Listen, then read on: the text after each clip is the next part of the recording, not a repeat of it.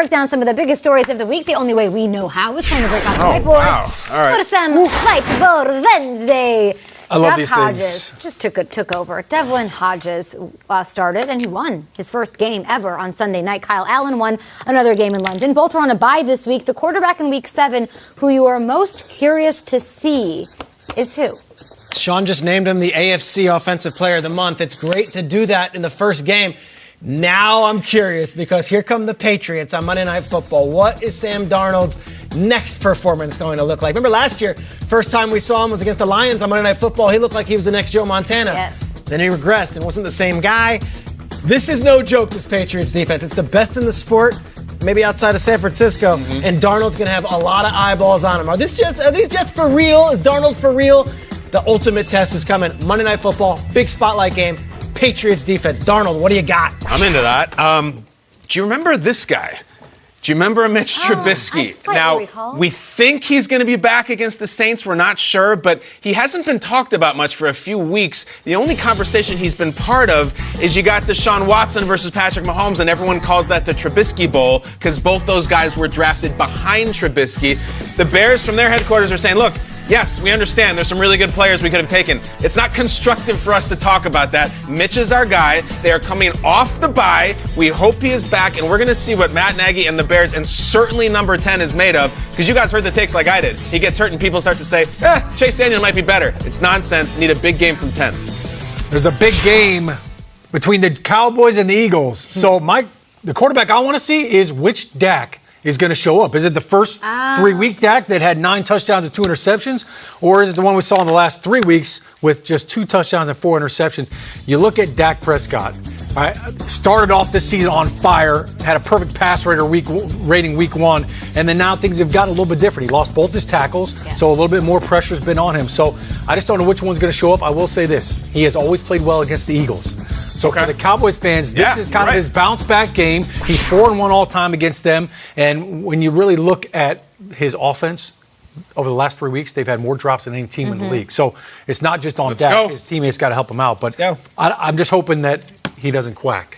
Okay. That's it. Okay, baby. We do have a Duck Hodges. A lot of Duck quarterbacks. That was for you, Kay. I have no idea what's going on. I want to talk about the Monday night game, of course. Lions, Packers left a lot of fans disappointed, especially in Detroit. And it's something that they're not going to forget about for any time soon. What is the one ending that you've never been able to get over or forget? Okay. I got a lot of those in my personal life, but no. This is real simple for me. Previously on Lost. You got to be kidding me. One of the landmark television shows of this era. People loved it. We were into Sawyer and Jack and Kay, and then Jacob. The last season absolutely went into the toilet. And we're seeing Hurley. He was on the cover of a Weezer album. That's how big they were. And then they just started making crap up. It was unbelievable. You call that the fail Mary of final seasons of shows. I'm still pissed off about it. Any Lost fan can understand it went to hell fast. Lost. What was the Smoke Monster? I don't know. And there's a magic wishing well, and then there were time traveling. Get out of here. Team Kate Sawyer. Okay, you're a fan of Sawyer? Yeah. Oh, God, Team who Kate wasn't? and Sawyer. Those two together. Sawyer, I like that. I don't even need Kate. Sawyer was incredible. What's up, Sawyer? Shout out to Sawyer. 1988, February 5th. You're probably thinking February 88 is a Super Bowl. Yeah. No. I'm going WWF, not WWE. Sure. Andre the Giant versus Hulk Hogan in the twin ref match. Oh, this is incredible. If you don't know the twin ref match, Nice it was pull. historic. WrestleMania 3 happens. There's an outcome. Then we go to the Saturday night main event, which used to be after Saturday Night Live. Andre the Giant faces Hulk Hogan. And Giant, after one pin, pins down Hulk Hogan. Everyone's outraged.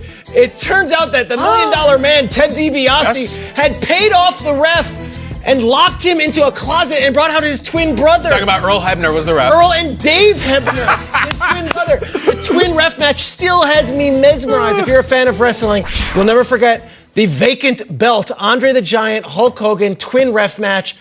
WWE Twitter, I know you're alive. Tell me you remember this. You know what? They'll probably try that nonsense in the XFL too. They probably will. Twin refs. It'll be really cool. I wanted to be a WWF wrestler. If football didn't work out, I was going to try to do that. It was Never awesome. too late, Sean. I didn't know we were going all pop culture. I might have thrown Whatever a Game you of like. Thrones Go ahead. there. What do you got? I'm still trying to figure all that one out. His wrestler names for Sean O'Hara at Gina. You were talking about scary movies. How about this scary game right here? All right, Deshaun Jackson of the Philadelphia Eagles in 2010. I still can't get over this ending, and here's why. On Wednesday morning, Tom Coughlin holds a team meeting room with everybody, special teams, offense, defense, we're all in there. He says, we are not going to kick it to this guy. We've got a rookie punter that year, all right? I'm not going to name him. Don't kick it to him. Kick it out of bounds. Not name him out of respect to him, or not name him because you can't even say his name out loud? I could say his name. I'm not. Sean was dodging all the tackles, right? Well done. I'm sitting on the sideline, and Christy goes, "Oh my God, he kicked it to him!" Yep. And I look up, and sure enough, that's what I saw. Deshaun Jackson scoops it up. Zach Diassi, where were you, Zach? Couldn't make the tackle. If we had won that game, Kate. Yes. Well, tell me what happened. We locked Uncle in a Rico, playoff berth. The Green Bay Packers would have never made it to the playoffs, so we actually had to play the next week. And we got stuck in Appleton because there was a big snowstorm here that shut down Newark Airport. So they would have never made it to the playoffs that year. You know what they did that year? What? They went on to win the Super Bowl. They won the Super Bowl. So Deshaun Jackson, not only did he end our season that year, but he enabled the Green Bay Packers to ruin everybody else's season. I mean, you're really not over it. I'm not. No. This is like the movie Scream. There's like so many different layers to it, so many different versions. Right. We're over week 6. We are on to week 7. Elephant it is tomorrow, Chiefs Broncos in Denver. But up next, we're going up against the clock. America's favorite game, the Long Show. Okay. It's here. The longest plays. We got a kickoff return. Got a little Robbie Anderson.